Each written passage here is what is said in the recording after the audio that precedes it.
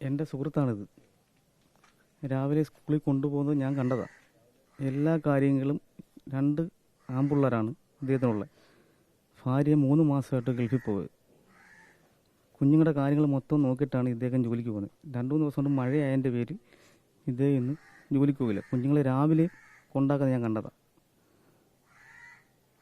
പിന്നെ ഈ സ്കൂളിൽ ചെല്ലുമ്പം ഈ സാറന്മാർക്കായാലും അവർക്കൊരു ഉത്തരവാദിത്തം വേണം പിള്ളേരെ ഒന്ന് ശ്രദ്ധിക്കാൻ.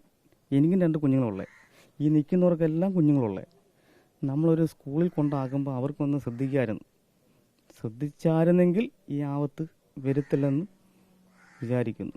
ഇനിയെങ്കിലും ഈ കേരളത്തിലെ ഈ ചാനലിൽ നിങ്ങൾ ഈ കാണിക്കുന്നുണ്ടല്ലോ, ഒരു കുഞ്ഞിന് പോലും ഇനി ഈ ഒരു അവസ്ഥ വരരുതെന്ന് മാത്രമാണ് പറയാനുള്ളത്.